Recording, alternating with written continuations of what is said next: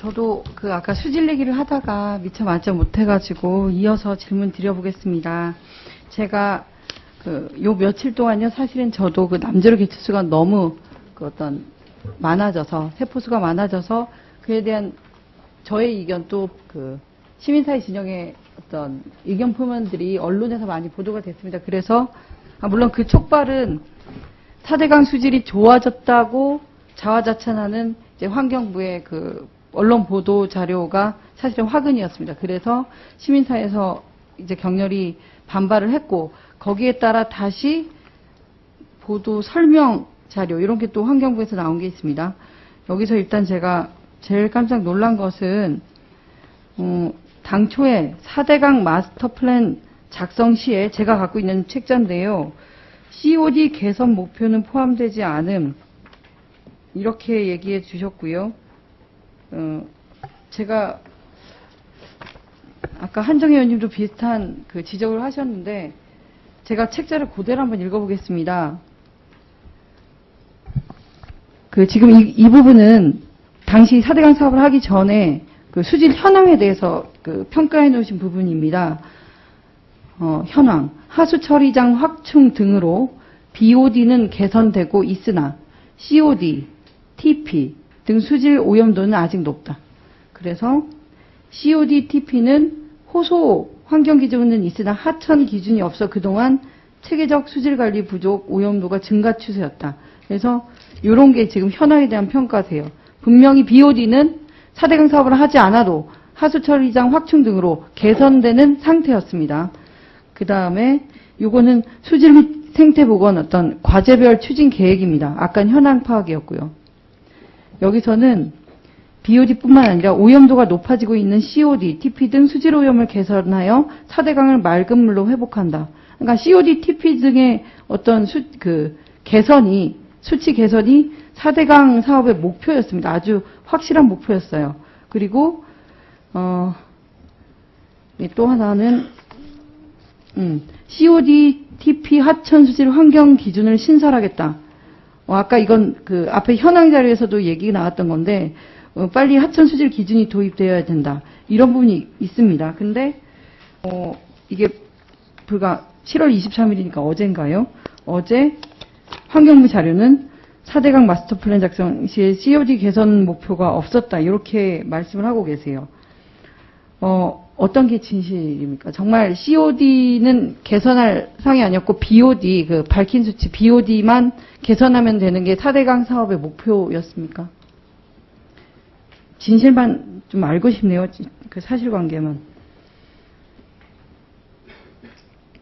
답변 드릴까요, 의원님? 답변 잘 하십시오. 아마 홍 의원님도 말씀하셨던 거 관련이 되어 있으니까. 예. 네. 홍영표 의원님하고 한정혜 의원님께서도 잠시 언급하셨던 그런 비슷한 내용이라 같이 말씀을 드리겠습니다.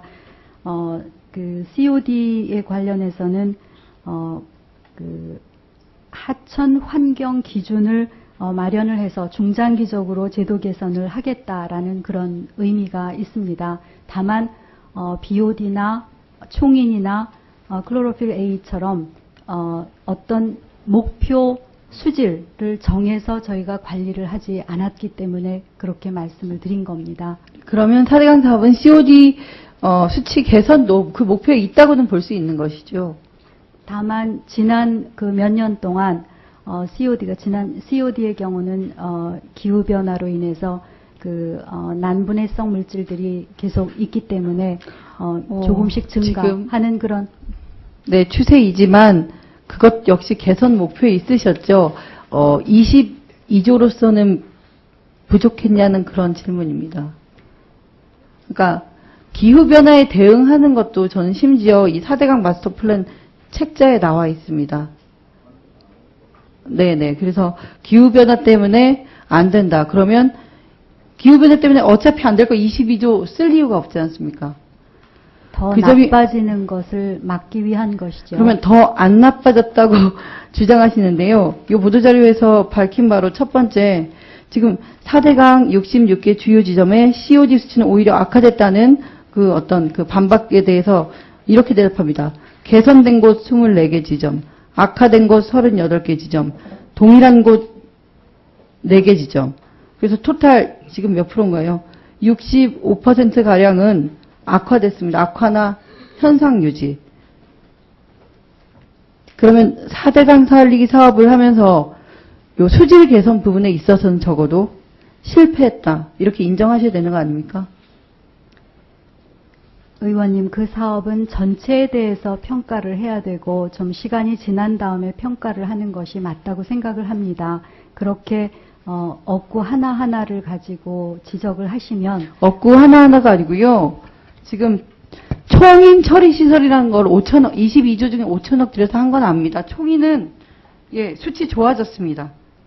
근데 BOD는 이미 다른 하수 처리장 등 4대강 사업 안 할 때도 좋아지는 추세였다. 좋아졌습니다. 근데 진짜 끔찍한 건 상류는 BOD 수치도 나빠졌고요. 상류에 남주력의 지수 1600 이런 일은 있었던 일이 아닙니다. 상류는 오히려 물이 가둬지면서 수질이 악화된 거 맞습니다. 그럼 예전에 낙동강에 보가 없을 때 4대강 살리기 하기 전에 상류에서 하류까지 물이 흐르는데 며칠 걸린지 혹시 장관님 아십니까? 구체적으로 날짜는 잘 그냥 대략 잘 모르겠습니다. 네, 대략도 신문에 아주 많이 나온 말인데요. 웬만한 관심 있는 신문 읽는 이런 시민분들도 아시는데요. 4대강 얘기할 때마다 나오니까.